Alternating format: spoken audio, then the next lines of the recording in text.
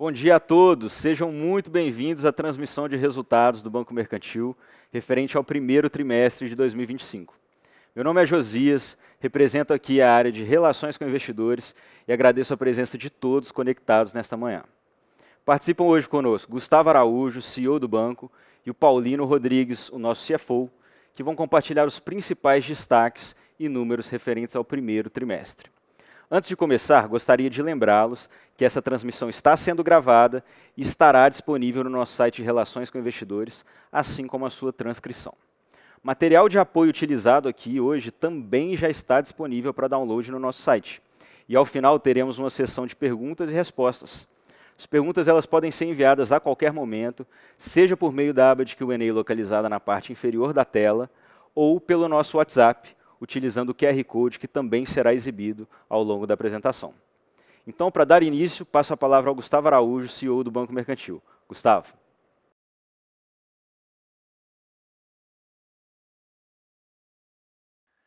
Obrigado, Josias. Muito bom dia a todos. Anunciamos hoje os resultados do Banco Mercantil do primeiro trimestre de 2025. Resultados, mais uma vez, sólidos, consistentes. Atingimos 241 milhões de reais, chegando ao ROI de 46%, sendo o 10º resultado trimestral recorde em sequência. A nossa originação do INSS foi 78% acima do primeiro trimestre do ano anterior, explicado por uma estratégia de distribuição própria, que serve o cliente no melhor canal da sua conveniência. Então, no físico, a gente expandiu para 24 novas cidades e 5 estados. E no digital, seguimos trabalhando fortes para levar cada vez mais comodidade e simplicidade para esse cliente, aonde quer que ele esteja. Então, essa forte combinação dos canais físicos e digitais nos levou a essa originação de consignado do INSS, que chegou a 4,3 bilhões no trimestre, que representa mais de 16% do share de mercado.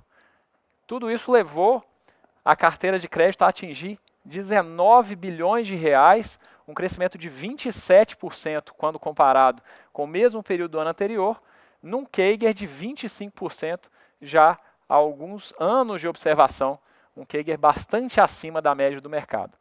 Então a gente cresce em média o dobro do mercado e quando a gente olha para os nossos indicadores de inadimplência, esses são a metade da do mercado. Então, se a gente pegar recursos livres pessoas físicas, está perdendo em torno de 4,4, a nossa inadimplência over 90 foi 2,2. Então a gente cresce o dobro do mercado com a perda à metade. Então essa é a qualidade do crescimento do Banco Mercantil.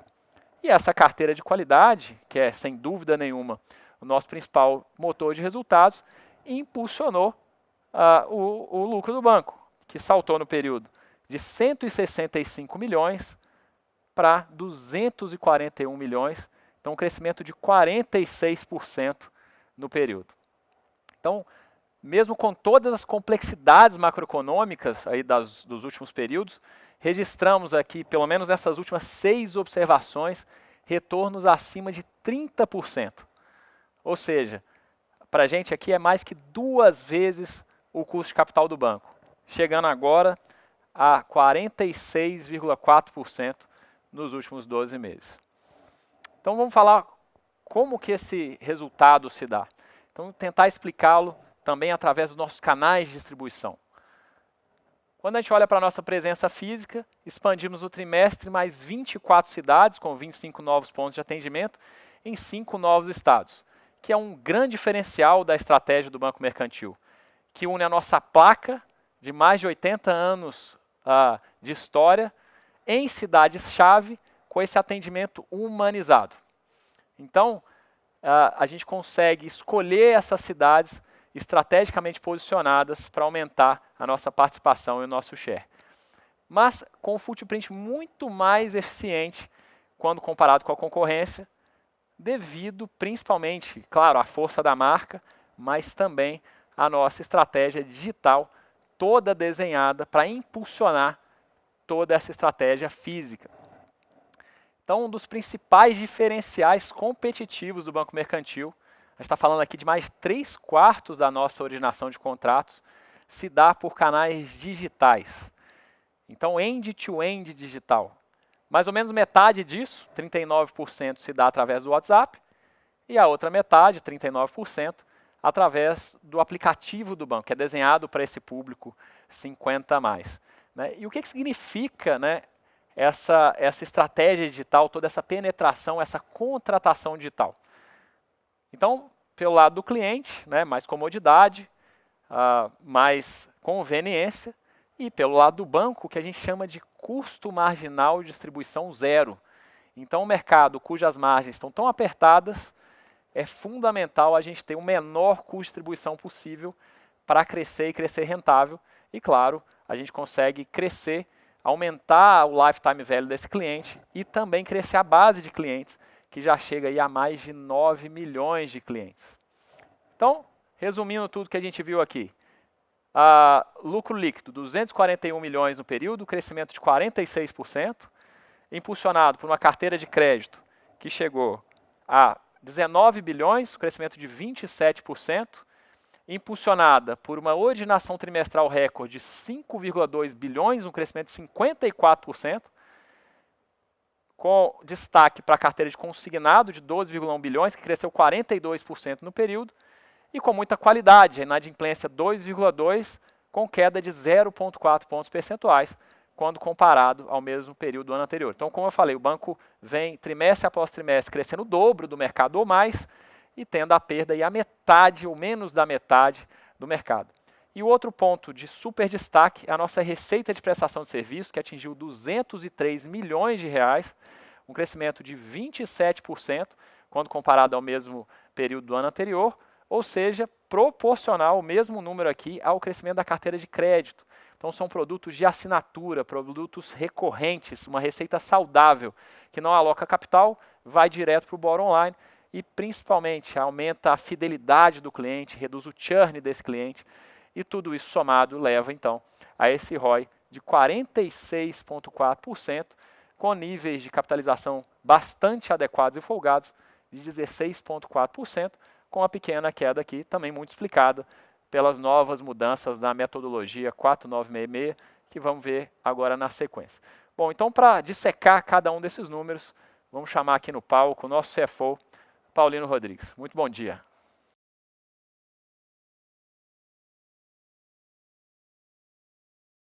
Bom dia, Gustavo, e bom dia também a todos os que nos acompanham nessa divulgação de resultados do Banco Mercantil referente ao primeiro trimestre de 2025. Vamos então dissecar um pouco mais os números neste que foi mais um trimestre de uma execução de excelente qualidade do banco. Começando pela nossa carteira de crédito, que atingiu ao final de março o patamar recorde de 19 bilhões de reais, um crescimento de praticamente 2 bilhões de reais em relação ao trimestre anterior e um crescimento de 27% em relação ao mesmo período do ano anterior. Crescimento esse que equivale, como apresentado do lado direito da sua tela, a 2,4 vezes o crescimento de mercado, que foi um crescimento de 11,3%, e aqui eu estou falando dos recursos livres, pessoa física, nos dados do Sistema Financeiro Nacional. O principal motor para esse crescimento foi o crescimento da nossa carteira de consignado, formada maciçamente por consignado e INSS, que atingiu 12,1 bilhões de reais, o que representa um crescimento de 42%, em um período em que o crescimento de mercado foi de 10,8%. Portanto, o crescimento do banco foi praticamente 4 vezes o crescimento de mercado, especificamente na carteira de consignado e INSS, o que determina o crescimento já mencionado anteriormente pelo Gustavo, da participação de mercado do banco na originação de crédito consignado e INSS, algo que falaremos um pouco mais adiante.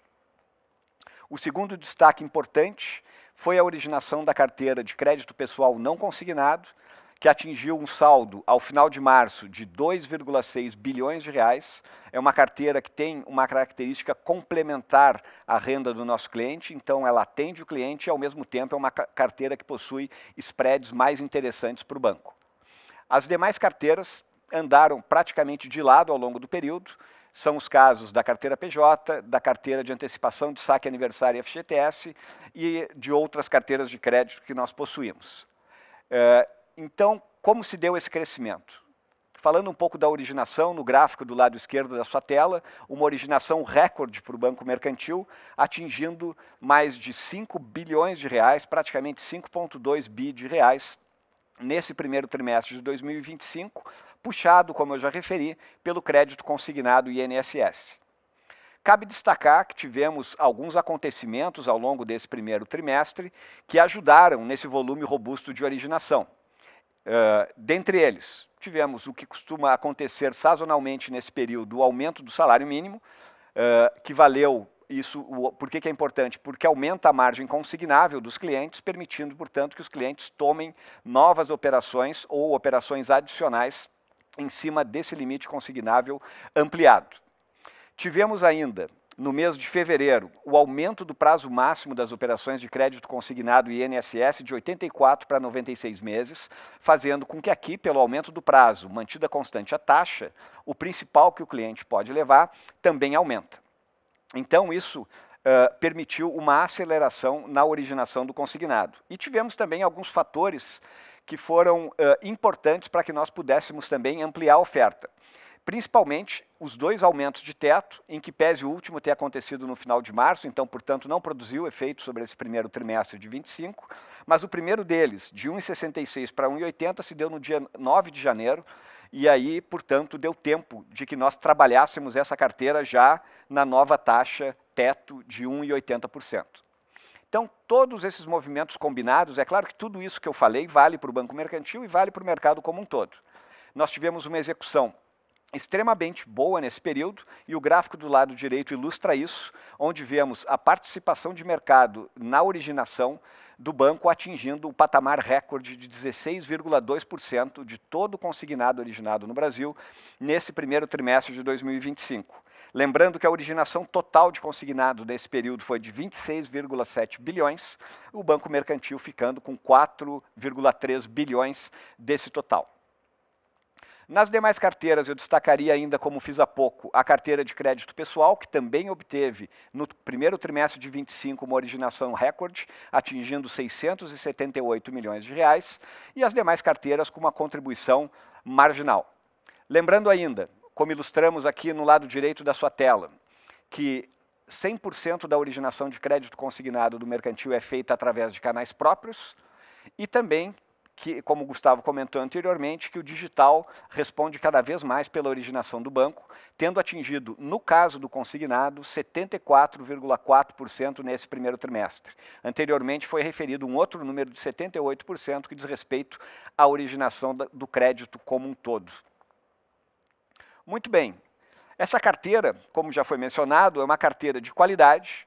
O banco vem apresentando, trimestre após trimestre, uma gestão do risco de crédito bastante apurada, em que pese termos observado nesse primeiro trimestre de 2025 uma flutuação, mas ainda assim dentro de parâmetros que nós consideramos razoáveis para o perfil da nossa carteira. Cabe destacar ainda que nós vimos nesse primeiro trimestre de 2025 uma piora nos indicadores de mercado de maneira geral, algo ilustrado no gráfico no lado esquerdo da sua tela, onde a linha branca indica o total, pessoa física e jurídica, do Sistema Financeiro Nacional Recursos Livres, e a linha escura, mais acima, é a linha específica para pessoas físicas, também recursos livres na série do SFN. Então, observa-se ali um aumento em todas as linhas que compõem esse indicador, mas eu destacaria aqui algumas linhas em particular, principalmente o crédito pessoal não consignado, em que a inadimplência de mercado passou de 5,9% ao final do ano passado para 6,7% ao final de março desse ano. Então, um aumento bastante expressivo aqui, de 80 pontos base. Destacaria ainda também o crédito pessoal consignado privado, aumentou de 7,9% para 9,1% nesse mesmo período, ao passo que também cabe destacar o crédito consignado INSS, que é a nossa principal carteira, como se sabe, e esse ficou basicamente estável, indo de 1,6% para 1,5%. Então, tudo isso é para ilustrar que o contexto de mercado como um todo, nesse primeiro trimestre, ele foi um contexto mais duro, no que diz respeito à inadimplência, nós também observamos, como vocês podem ver no gráfico do lado esquerdo, na linha azul mais clara, um aumento da nossa inadimplência over 90, mas, repetindo e frisando, dentro de parâmetros aceitáveis para o perfil da nossa carteira. Também vimos uma flutuação observável no gráfico do lado direito, na inadimplência over 15 a 90, que é um indicador antecedente do over 90, passando de 1,4% para 1,7% na comparação trimestral e tendo até uma redução na margem de 1,8% para 1,7% na comparação anual. Com tudo isso, e aqui nós temos que também fazer um comentário a respeito da resolução 4966, que entrou em vigência no dia 1º de janeiro desse ano, e que com isso nós tivemos que fazer, nós e as instituições financeiras de maneira geral, algumas mudanças buscando preservar critérios de comparabilidade. Então, com isso, como pode ser observado do lado esquerdo, nós passamos a acompanhar aqui o resultado de PDD e quanto a PDD representa em percentual da carteira. E marcamos ali naquele gráfico também o início da vigência da resolução 4966, que foi o princípio desse ano. Então atingimos 108 milhões de reais nesse primeiro trimestre de 25, representando, em termos anualizados, 2,3% da nossa carteira de crédito. E passamos a apresentar também, a exemplo de outras instituições, no gráfico do lado direito, a carteira de crédito dividida pelos estágios que são determinados pela resolução 4966, desculpem, estágios 1, 2 e 3, a composição de cada um deles nos 3 meses que compõem esse primeiro trimestre de 2025. E um destaque importante aqui é que nós estamos falando de uma transição de um modelo por faixa de atraso, né, nível de provisionamento determinado por faixa de atraso, que é o que nós aplicávamos até então, para um modelo de perda esperada, que é uma expectativa estatística. Naturalmente que esses modelos eles vão ser aperfeiçoados ao longo do tempo, mas nesse primeiro momento entendemos que fomos bastante estritos na definição dos critérios de provisionamento, de tal sorte que hoje 50%, aproximadamente 50%, aqui o número está arredondado, da carteira do banco em estágio 3 é uma carteira que hoje se encontra em dia. Então foi uma decisão da administração da instituição, nesse momento de transição, ser talvez um pouco mais conservador do que deveria ser necessário, mas entendemos que foi o critério mais adequado num momento de transição e, de novo, um modelo que ainda vai ser aperfeiçoado ao longo do tempo. Deixando agora um pouco de lado o crédito, falando um pouco sobre a receita de prestação de serviços, um componente fundamental na receita de resultado do banco, não somente pelo resultado, mas também porque significa um maior engajamento e, pode-se dizer, satisfação dos nossos clientes, fidelizando cada vez mais a nossa base. Tivemos um trimestre com uma evolução bastante importante na receita de prestação de serviços, atingindo 203 milhões na receita acumulada no trimestre, o que significa um crescimento de 27% na comparação anual. E isso vindo com uma receita de bastante qualidade, com um aumento na participação de seguros e assistências, que são produtos desenhados especificamente para a nossa base de clientes 50+, e que vem obtendo uma penetração cada vez mais expressiva nessa base. E já respondem por mais de 71% do total da receita de prestação de serviços. Na contramão, a gente vem observando paulatinamente, trimestre após trimestre, uma dependência cada vez menor do banco de tarifas bancárias, que atingiram 22,7%, o menor patamar no período em tela analisado e, muito possivelmente, na história do banco. Então, a receita de prestação de serviço, a gente sabe, ela é muito importante tanto pelo aspecto de fidelização, já referido, como pela receita e pelo fato de não alocar capital, ajudando nas métricas de rentabilidade do banco, que nós veremos na sequência. Falando agora um pouco do outro lado do balanço, do lado do passivo, né, como o banco se financia, nós tivemos aqui um crescimento de 1,7 bi no passivo, no saldo de funding observado na comparação trimestral. Esse crescimento foi puxado principalmente por uma conjunção de mercado já iniciada no passado, onde, é bom lembrar também, o banco obteve 2 upgrades duplos em agosto e setembro do ano passado. Naturalmente que isso coloca o banco em maior evidência e nós vimos também um fluxo bastante forte de recursos para crédito privado, começando ali por agosto, setembro do ano passado, se intensificando no último trimestre. O banco captou em letras financeiras bilaterais, nesse período, 1,7 bilhão de reais e, de novo, nesse primeiro trimestre de 25, 1,3 bilhão de reais. Isso sempre alongando prazos, alongando o prazo do passivo do banco como um todo, portanto, ficando num perfil mais adequado, e fazendo, a gente vai falar um pouco sobre caixa na sequência, com que o banco encerrasse o trimestre numa posição bastante robusta de caixa, talvez até maior do que seria necessário, mas que a gente soube se aproveitar dessa contingência de mercado. Então, por isso que nós observamos no gráfico que a barrinha azul, que é a barra onde estão as letras financeiras, é aquela que apresentou o maior crescimento na participação ao longo dos últimos trimestres, em particular ali o quarto trimestre do ano passado, o primeiro trimestre desse ano. Lembrando ainda que uma das fortalezas do banco é captar 87% do seu fundo através de seus próprios canais. Sejam eles, como ilustrado no gráfico do lado esquerdo, a própria base de clientes INSS, que responde por 22%, outros clientes PF, PJ e Assets, que respondem por 46% através também de uma estrutura comercial própria, e a tesouraria, que se relaciona com tesourarias de outras instituições financeiras, respondendo por 20%. De tal sorte que as plataformas de investimento e operações estruturadas em mercados de capitais somados respondem por apenas 12% da captação do banco. Falando em nível de caixa, o banco terminou o ano passado acima de 7,1 bilhão de reais, fazendo com que o indicador de liquidez de curto prazo, acompanhado pelo Banco Central, o Liquidity Coverage Ratio, atingisse um patamar recorde de 3,1 vezes o mínimo necessário regulamentar. Portanto, o banco encerrando o primeiro trimestre de 25, e assim continua, com uma posição de caixa bastante reforçada, apesar da originação recorde que nós observamos. Falando um pouco agora de capital, e aqui cabe a gente falar com um pouquinho mais de detalhe, dado que nós tivemos, nesse primeiro trimestre de 2025, a entrada em vigor da Resolução 4966. Lembrando que os ajustes decorrentes desse processo aconteceram diretamente no patrimônio líquido, o que explica a redução do PL, observada no gráfico de linha do lado esquerdo, atingindo 1,9 bilhão de reais ao final de março. Isso faz com que o índice de Basileia também seja impactado, e nós fazemos aqui uma reconciliação do índice de Basileia no gráfico da parte superior direita da sua tela, encerrando esse primeiro trimestre de 25 em 16,4%, sendo que a 4966 é responsável por uma redução de 0,9 pontos nesse indicador. Então, isso não muda, entretanto, o fato de que o banco continua extremamente bem capitalizado, esse índice de Basileia de 16,4% é muito acima do 10,5%, que é o mínimo regulatório. Então, o banco absorveu esses efeitos da 4966 e continua com uma posição de capital bastante robusta, de forma a fazer frente ao seu contínuo crescimento observado ao longo dos últimos trimestres.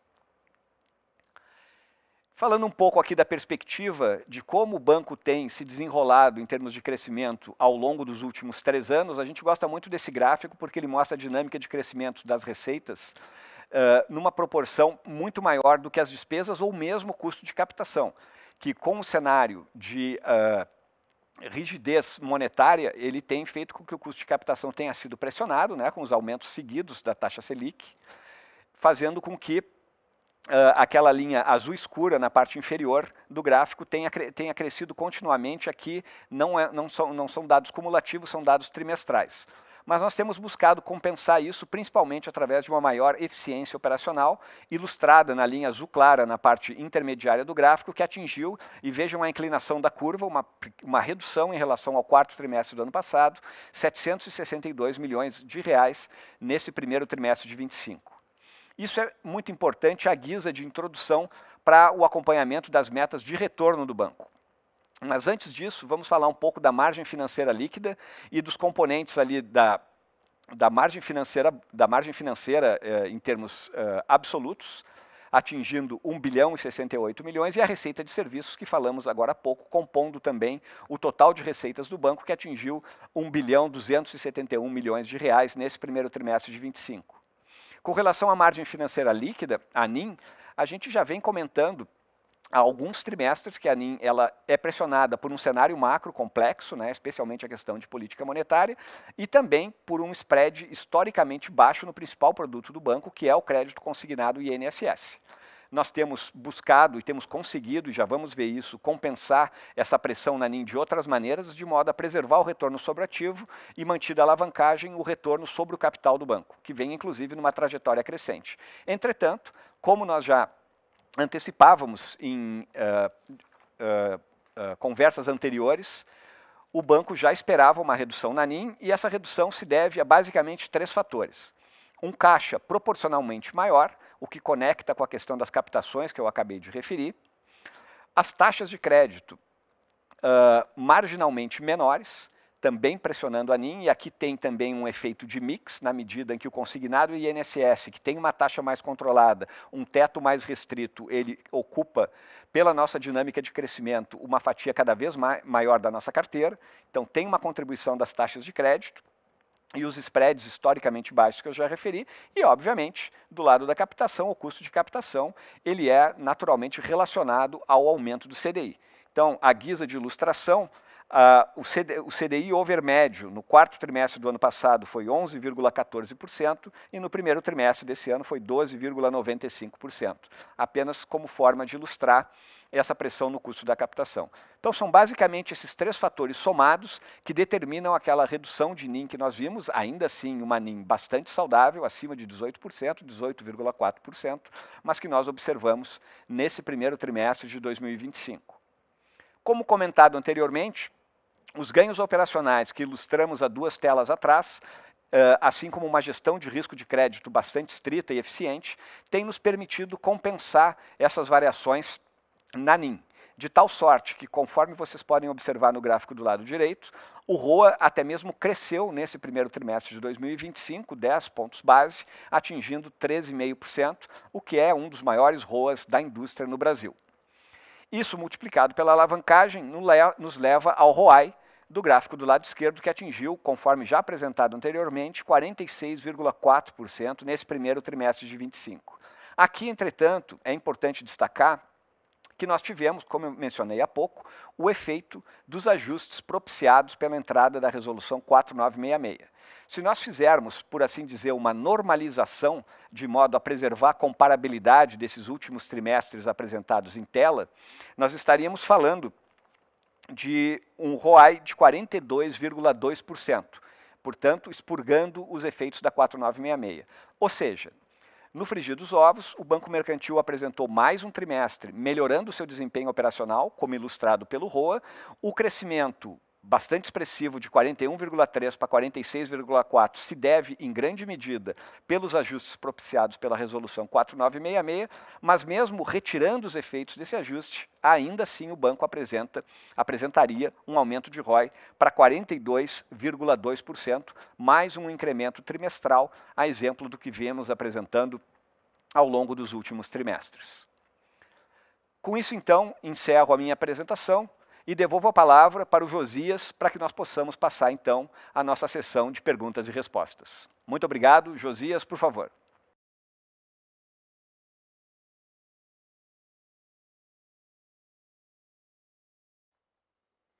Muito obrigado, Paulino. Vamos passar, então, para a nossa sessão de perguntas e respostas. A gente já recebeu uma aqui sobre consignado privado. Parabéns pelos resultados. Qual a abordagem do banco em relação ao consignado privado? Estão operando? Acreditam que pode ser uma frente relevante de crescimento de carteira nos próximos trimestres? Bom, consignado privado, acho que, antes de mais nada, a gente deveria olhar para o tamanho potencial do mercado. Então, vários estudos internos indicam aí que esse mercado pode chegar a 20 milhões de tomadores, o ticket médio hoje está rodando aí na casa de 6 mil, ele tende a aumentar aí conforme o risco desse produto seja um pouco mais conhecido. Então a gente está falando aí de mais de 100 bilhões de oportunidades nesse mercado, um mercado novo aí, inexplorado, que se apresenta. Então a gente acredita que que o mercado endereçável é bastante grande.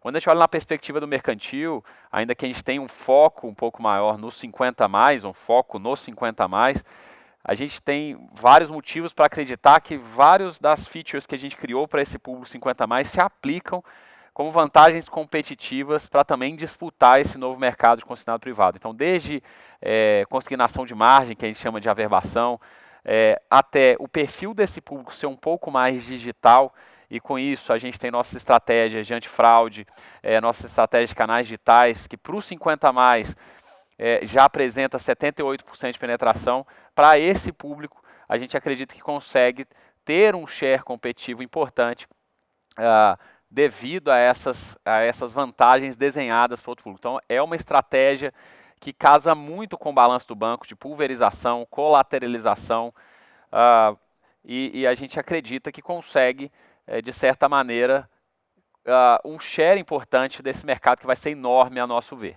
Então, acho que esse, antes de mais nada, é o tamanho que a gente está esperando.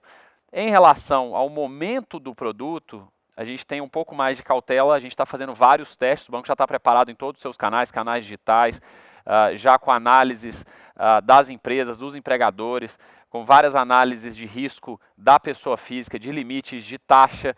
A gente está com toda uma estratégia para preparar o banco para ter essa oportunidade. Só lembrando, quando o produto de antecipação do FGTS saiu, o banco conseguiu, exatamente por essas mesmas vantagens, ter quase 15% do mercado, 3 bilhões de carteira, ou seja, a gente conseguiu capturar aquela oportunidade. Agora, vendo neste momento, a gente ainda aguarda um pouco, principalmente requisitos operacionais do produto. Por exemplo, a averbação já funciona bastante bem. Quando a gente olha para a escrituração, a gente ainda vê alguma dificuldade dos empregadores de fazer esse processo de escrituração. E a gente ainda aguarda também o retorno das primeiras parcelas daqueles empréstimos que a gente fez no nosso piloto há algum tempo atrás no lançamento do produto. A gente vai ter essas primeiras parcelas em até 60 ou 96 dias depois da primeira contratação, pelo próprio cronograma do produto. A gente também aguarda a homologação da garantia do FGTS, que é também uma feature importante do produto, e a gente acredita que quando essas respostas estiverem mais estabelecidas no mercado, a gente tem tudo para entender o tamanho que o mercantil vai querer almejar desse mercado, acreditando sim que é um produto importante para o Brasil, para a sociedade, e é uma oportunidade também aqui para o banco, mas sempre, claro, com essa força de execução do banco, medindo o risco e retorno e estando pronto para acelerar na hora correta para ter aí essa nossa sequência de resultados fortes. Ótimo, obrigado, Gustavo. A gente recebeu uma sobre NIM também. A NIM recuou para 18,4% no trimestre, depois de ter ficado bastante tempo acima de 20%. Quais os principais fatores para explicar essa queda e como está o ALM e o hedge do banco? Acho que eu respondo essa.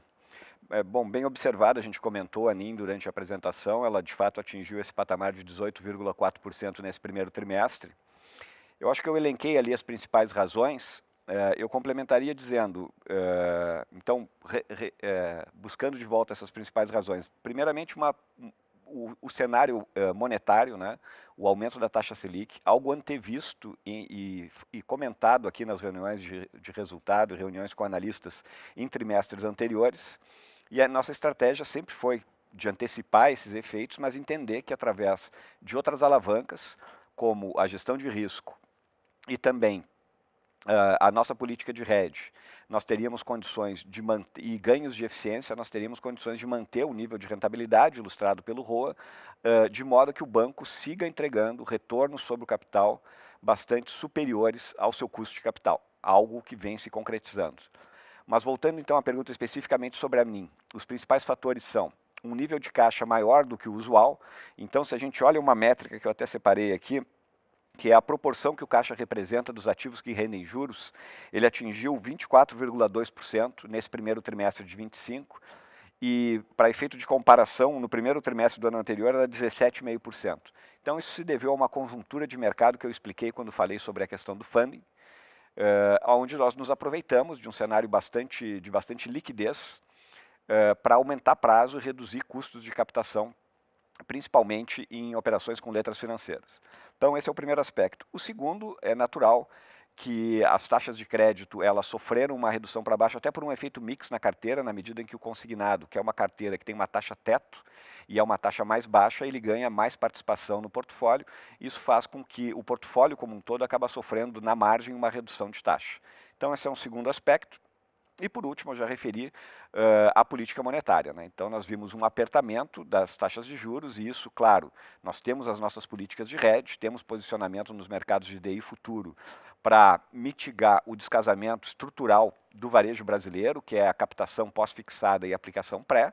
Entretanto, mesmo aplicando de maneira estrita essas políticas, hoje, se a gente for fazer um hedge, não estou vendo o mercado nesse exato momento, mas por prazo do duration da nossa carteira, que é algo entre 2 e 3 anos, se a gente olhar hoje o contrato de DI futuro com vencimento em janeiro de 27, ele deve estar negociando alguma coisa acima de 14, e o com vencimento em 28 um pouquinho abaixo de 14, ali 13,80 alguma coisa. Então hoje você já trava essas operações num custo mais alto do que travava há 1, 2 anos atrás por conta do cenário macro. Então isso naturalmente que é quando a gente fala que o produto consignado está no menor spread de sua história, diz respeito justamente a essa dinâmica toda que a gente está falando. Então, a gente não dá guidance, mas a gente antecipou essa movimentação no patamar da linha, a gente entende que deva seguir, inclusive, por aí nos próximos trimestres, dada a previsão, enfim, o mercado que a gente atua e as perspectivas macro. Mas isso, é bom salientar, não deve impedir a nossa capacidade de seguir entregando níveis de retorno acima da indústria para os nossos acionistas. Ótimo, obrigado, Paulino. O crescimento da originação chamou atenção nesse trimestre, mas parecem ter havido fatores sazonais importantes. Qual a perspectiva para os próximos trimestres? O Paulino chegou a comentar vários desses fatores, né? um deles sazonal, que é o aumento de salário, que aumenta a margem consignável, né, do produto, e, portanto, naturalmente, todo o primeiro trimestre de cada ano, para bancos que operam consignado, a gente vê sim um aumento importante da originação, mas também fatores estruturais e regulatórios, como, por exemplo, o aumento do prazo máximo de 84 para 96 meses. E além disso, e não menos importante, quando a gente observa o aumento do teto de consignado, principalmente para 1,80, que foi o aumento que mais influenciou esse trimestre, agora já está em 85, com efeitos para segundo trimestre de 25, a gente consegue um efeito importante, que é ter mais apetite de risco para grupos mais arriscados. Então, quando a gente fala de consignado, a gente tem duas grandes variáveis, que é a cessação de benefício e o atuarial de óbito, e com tetos um pouco mais normalizados, que é 1,80 e 1,85, a gente espera que tenha uma normalização ainda mais importante, a gente consegue finalmente oferecer essas linhas para um público maior e, portanto, capturar uma originação maior. Bom, mas todos esses aspectos, a sazonalidade do aumento de margem, os 96 meses e o aumento de teto, estavam disponíveis para todo o mercado. Então, sim, de um lado, a gente observa essa questão sazonal e regulatória, mas, de outro lado, quando a gente observa a comparabilidade, o crescimento relativo, o mercantil conseguiu 16% de share de mercado, ou seja, dadas as mesmas condições, a gente conseguiu uma execução muito forte para ter essa originação recorde aqui no trimestre. Ótimo, obrigado, Gustavo. A gente tem uma sobre expansão da rede aqui. Qual a estratégia para a expansão da rede e como ela se relaciona com a estratégia do digital? Eu vou mais essa aqui. Fundamentalmente, se a gente comparar as macroestratégias, né, do Banco Mercantil contra os bancos de mercado, a gente vai observar que os bancos de mercado têm o principal fator de clusterização de clientes, a renda. Então, um cliente com 20 anos e um cliente de 80 anos com a mesma renda, normalmente são atendidos no mesmo segmento. Quando o mercantil se propõe a ser o banco dos 50 a mais, ele olha para o cliente de outra forma. Então, um fator preponderante são modos de uso, e a idade é muito importante aqui, obviamente. E quando a gente clusteriza esses clientes, e claro que o fator idade é um fator super importante aqui para a gente observa que tem clientes de determinadas faixas etárias que vão preferir um atendimento humano, um atendimento presencial. Isso é fundamental na perspectiva de clientes. Então, esse é um ponto que faz com que ter presença física seja importante para poder ter uma estratégia abrangente para 50 a mais. Então, esse ponto é fundamental. O segundo ponto, regulatório. O mercantil tem posição de destaque em vários lotes do leilão. E para executar direito de pagamento de benefício, a gente precisa dar, justamente por esse motivo, a conveniência do cliente, isso por força de edital público, dele poder sacar esse recurso num ponto de atendimento. Então, é fundamental também a gente ter esses pontos aqui estrategicamente posicionados para poder executar essa estratégia regulatória do leilão também de aquisição. Por fim, quando a gente fala de físico, a força da marca de 80 anos nos municípios que para a gente vale a pena, quando a gente olha número de habitantes, número de aposentados por habitantes, PIB, demografia, a gente sabe que a força da marca chegar em municípios, o cliente entende que aquele banco está ali na comunidade, na sociedade, e faz com que a penetração de share seja muito importante. Então, ora, um banco que tinha uma atuação basicamente sudeste, alguns anos atrás, chegou a ser o quinto maior e é hoje o quinto maior pagador de benefício. O grande desafio, a grande oportunidade do banco foi pensar, olha, e se a gente conseguisse expandir essa estratégia para todo o país? E quando a gente pensa em expandir essa estratégia, de um lado a gente podia pensar, vamos abrir milhares de lojas. Do outro lado, a gente tem que ter um foco de eficiência, e é aqui que entra o digital. Então, para todos os locais onde economicamente não vale a pena a gente ir com uma loja física, a gente tem o digital, que é muito forte já no Brasil inteiro. E além disso, o digital, onde a gente tem a presença física, ele também é mais forte ainda. Então a gente consegue, com a união dos dois fatores, o físico para onde vale a pena, para o cliente, na geografia que o banco acha adequada e na regulação do edital do INSS, e o digital impulsionando nestes lugares uma originação muito maior e nos lugares onde a gente não vai, Brasil afora, todo o Brasil. Quando a gente soma os dois fatores, 78% da originação digital e toda a expansão do banco, a gente entende mais ou menos para onde o banco quer caminhar, que são esses números aí, 16% de originação de crédito consignado, é o quinto maior banco pagador de benefício, e a gente quer, obviamente, muito mais combinando esses dois fatores, um de maior exponenciação, maior conveniência para o cliente, dependendo aqui da faixa etária, e menor custo marginal, e o outro para cumprir aspectos regulatórios e para a conveniência da outra parte dos clientes, esse atendimento humano que muitas vezes é necessário para esse público. Obrigado, Gustavo. A gente recebeu uma aqui também. Bom dia e parabéns pelos resultados. Com a digitalização e a alavancagem operacional ocorrida nos últimos anos, qual patamar de ROI acreditam ser sustentável para o banco no médio prazo? Vou eu aqui. Essa é uma boa pergunta, conecta com a outra sobre a NIM. Então, a nossa estratégia, eu comentei isso antes aqui, no que diz respeito ao retorno para os acionistas, dado o perfil de risco do banco, que é um banco que atua num nicho específico diferente, por exemplo, dos bancos universais, nós entendemos que a gente tem que ter níveis de retorno acima dos bancos universais, coisa que a gente vem entregando trimestre após trimestre. Claro que esse nível de retorno na casa de 46% de ROI, ou ajustando pela 4966, 42% nesse último trimestre, não é o que a gente enxerga como um ROI, digamos assim, estacionário de longo prazo, que a gente entende que, dados os parâmetros hoje postos, deveria ficar numa faixa entre 25% e 30%. É o que a gente utiliza como um ROI estacionário de longo prazo. Para esse ano, de novo, a gente não dá um guidance especificamente, mas a gente entende que a continuidade do que a gente viu nesse primeiro trimestre é algo que a gente possa esperar. Então, a NIM rodando aí nesse patamar de 18, talvez 17 alto, aí nesse nível, e os níveis de retorno similares ao que a gente viu nesse primeiro trimestre. Aí mais para frente, à medida que a coisa andar, a gente vê como é que o cenário avança, no que vem tem eleição, depois de 2027, primeiro ano do novo governo, então a gente vai atualizando isso ao longo do tempo. Mas como ROI estacionário de longo prazo, a gente enxerga 25%, 30%. Obrigado, Paulino. A gente tem uma sobre leilão. Parabéns pelos resultados. Qual é o impacto esperado para os próximos anos na maior competitividade dos leilões do INSS? Bom, a gente teve os pregões do leilão do INSS agora, em último outubro, agora, em São Paulo.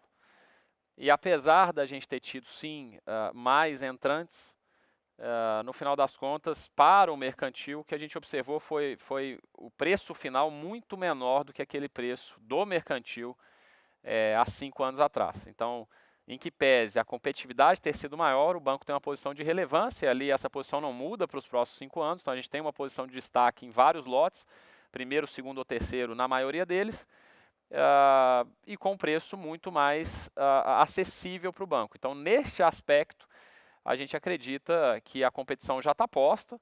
É uma competição agora com 1 ou 2 players ali que por acaso possam estar em posições semelhantes do banco. E a gente acredita que para os próximos 5 anos a gente terá aí essa posição de destaque. Então esse é um primeiro ponto. E o segundo ponto, as estratégias de aquisição de clientes fora do fluxo de leilão são cada vez mais fortes, e isso muitas vezes respondido pela própria expansão física e muitas outras pela forte exponenciação digital do banco, também para aquisição de clientes, aí, através de marketing performance, toda a nossa estratégia de branding, de também trazer esse cliente aqui para o nosso funil de conversão, e além de tudo, toda a nossa estratégia de produtos, para que ele possa encontrar no banco todos os produtos à sua melhor conveniência, para poder ficar bastante tempo aqui com a gente, gerando o que a gente chama de lifetime value. Então fica muito tempo, churn mais baixo e um nível de cross-sell bem interessante. Obrigado, Gustavo. A gente vai caminhando para o final da nossa apresentação. Eu tenho mais uma pergunta. Alguma colocação de dívida no mercado de capitais no horizonte? Acho que essa é comigo. Sim. O banco, embora a gente tenha, como mostramos ali, o grosso da captação feito por canais próprios, a gente gosta de estar presente no mercado de dívida periodicamente para ficar no radar do mercado. A gente acha que isso é saudável para os analistas nos acompanharem. Então, nesse sentido, a gente deve vir a mercado. Não posso antecipar ainda volume, formato da operação. A gente está, nesse instante, trabalhando nessa avaliação, mas devemos vir a mercado final do segundo tri, começo do terceiro, com uma nova estrutura. Bom, caminhando agora para o encerramento da nossa transmissão, eu queria novamente agradecer ao Gustavo, ao Paulino, pelas apresentações e aproveito para deixar um convite especial. No começo de maio, nós publicamos o nosso relatório de sustentabilidade referente ao ano de 2024. Esse material ele reúne as principais iniciativas do banco nas frentes ambiental, social e também de governança. Ele já está disponível lá no site de Relações com Investidores, então fica aqui o convite para que todos vocês acessem e conheçam esse conteúdo. Mais uma vez, obrigado pela presença de todos e desejo um ótimo dia.